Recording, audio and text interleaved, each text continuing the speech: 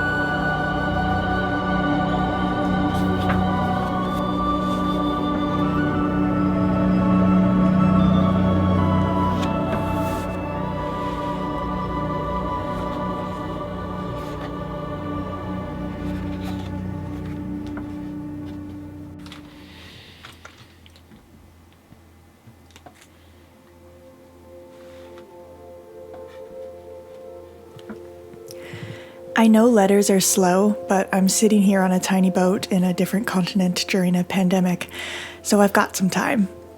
I've also got this really nice bag, which Aladino found in a thrift store a few years ago, and I've filled it with stationery just for writing letters.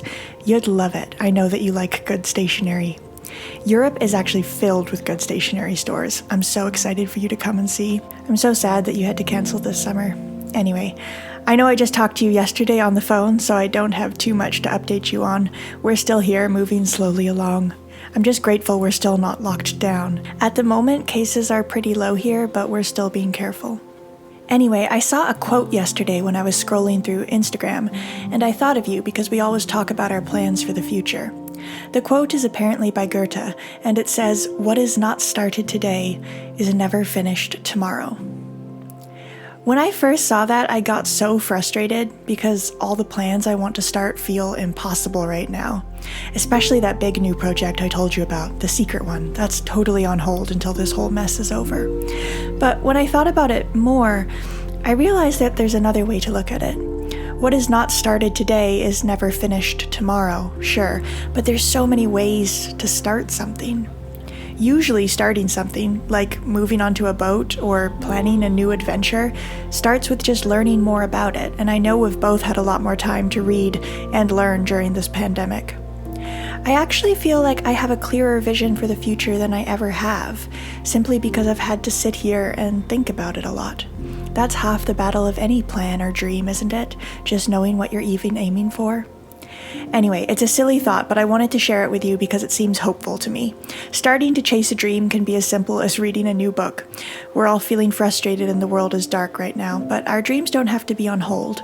Trying to realize them will just look a bit different. After thinking all that, I actually took a book off the shelf on the topic of our new secret project, and I started thumbing through it. I have to admit I haven't done that in ages. Read a book, I mean.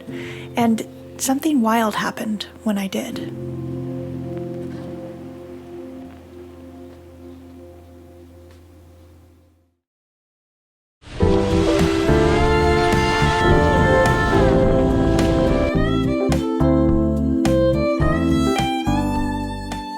I'm Maya, and this is Aladino.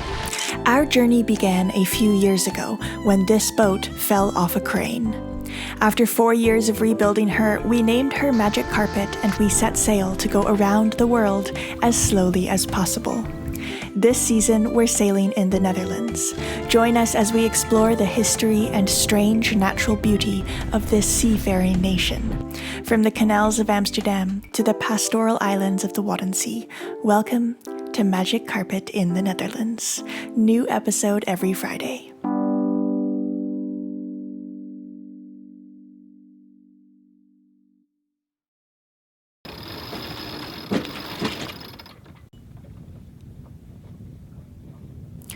It was a warm August morning.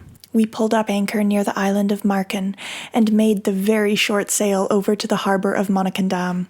The wind was light and we ghosted along, but we were in no rush. We had a nice boat, some simple breakfast, some light winds, and an open schedule. Good morning! It's a beautiful, beautiful start to the day. You'll see in just a moment.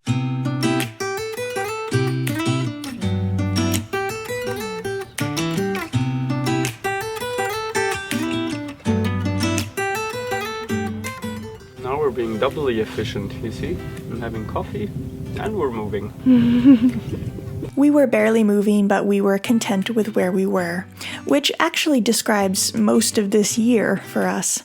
Our grand Scandinavian sailing plans had been replaced by a 3-month lockdown, but we still felt incredibly lucky to still be able to sail, to still be on our small boat in the sunshine in a beautiful and interesting place. This tiny hop from Marken to Monnikendam is a small voyage, barely a voyage at all, just a short float, really. But it's what was happening, and so we tried to enjoy every second.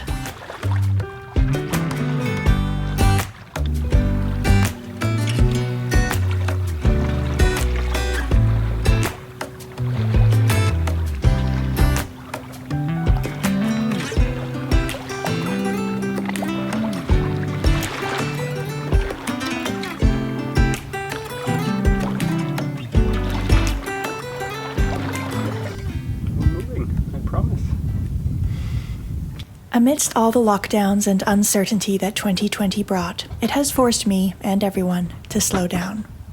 But one silver lining of this new pedestrian pace of life is that I've actually had time to stop and think for a moment about where I'm going and what my ultimate dream really is.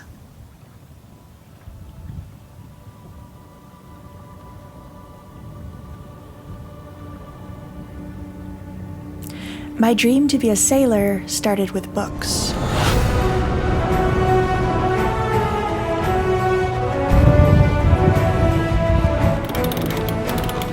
Through their pages, I traveled to the Pacific atolls, I weathered violent storms, and I marveled at the phosphorescent wakes of dolphins in the inky Black Sea.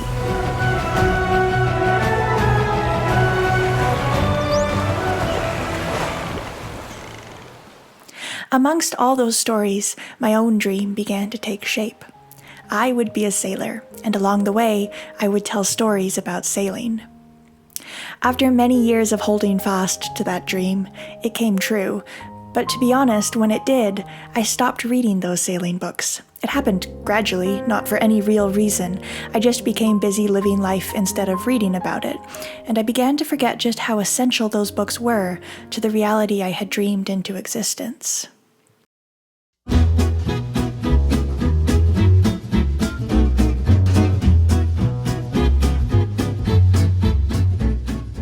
When Aladino and I fell in love, we fell in love with each other, but we also fell in love with our shared dreams. An unobstructed horizon, the sweet fragrance of land after days at sea, the mystery of an uninhabited island, the majesty of a sky filled with stars and galaxies.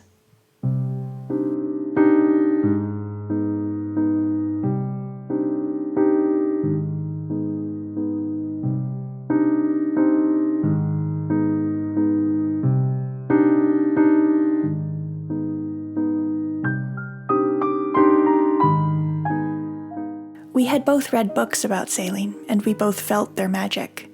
We spoke a lot about the future. Aladino's big goal in life was to be a castaway on a tropical island. Not literally, like the kind who has been shipwrecked, but in spirit, complete with rugged self-sufficiency and simple necessities.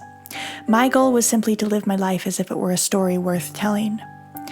And at first I never meant for those stories to take the form of videos. I've always been much more of a writer than a cinematographer. But YouTube seemed to be where all the opportunity was, so I started filming a few things on my phone and made a half-hearted attempt to become a YouTuber. People started watching, so I became more serious about it, a process which is still ongoing. Why won't it focus? We took it slowly. Our motto from the start was around the world as slowly as possible. But this year was really slow. We had a lot of time to think. We weren't unhappy, but we started to feel an increasing sense of urgency towards the future we desire. A future like the books we used to read, long ocean voyages and remote islands, new friends in distant anchorages. The fact is that even though we were living on a boat, ostensibly doing the thing we had dreamed of doing, we had grown comfortable and had allowed reality to stand in the way of the magic of the future. We didn't make time to read more of those books that made us dream in the first place. But this year, amidst lockdowns and travel restrictions, with nothing to do and nowhere to go, we started reading again. And it changed everything. It lit a fire in us. The extra time that COVID gave us was just enough to think a bit more about what's next.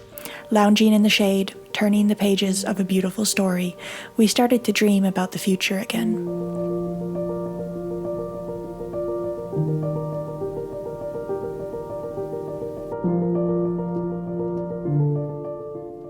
Isn't it strange that dreams are at their most powerful when reality is at its darkest? In the age of COVID, our dreams became more potent than they had been in a long time. And when you have a dream, something to look forward to, then every tiny moment along the way makes more sense. The frustrations of daily life can be put into context. The slow days, the difficult days, the annoying days are all just another step and can be met with peace, for you know where you're ultimately going.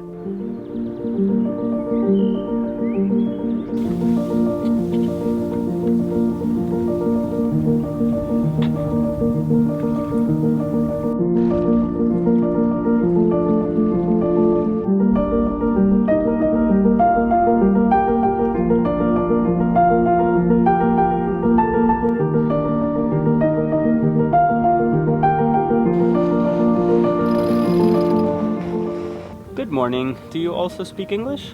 Nice. We are sailing into Monikendam right now, and I was curious if you can tell me if you have a free spot or if I can just come in. We're 9 meters, 275 wide. Oh, excellent. Echo 12. Alright, we'll try to get there. Thank you. See you later.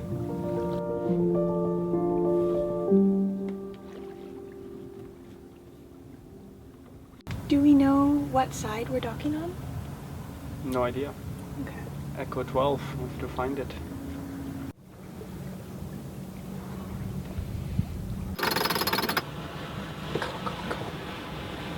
Go baby cow. Go baby cow. Don't call Magic Carpet a baby cow. Oh. We have these really thick sheets. Our lines for the sheets are really thick. Which? And Aladino's boss in the boatyard where he used to work is such a racer, like really... The halyards, he uses only the sleeve or only the core to save weight. Yeah, like everything is about weight saving. And so he calls lines like this cow ropes. Cow ropes. Cow ropes. I was like, what are you going to move cattle around? Because he just goes for the slimmest, lightest. And of course, there is always benefits and drawbacks. Benefits here is it's really nice to hold on to them. You can grab them, they're really comfortable, they don't like cut through your hand. Yeah. But they make it heavier.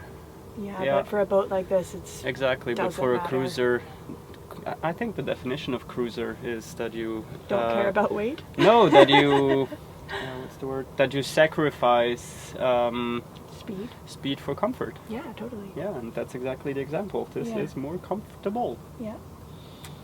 And hey, Magic Carpet still moves pretty well. Yeah. We're going 2 knots. Oh, is that not good? But I mean, it's barely windy. We don't have one of those wind speed detectors, so we never really know exactly how fast the wind is blowing. But I know exactly. It can't be more than what, like 7 knots? Exactly, 6. 6 knots. I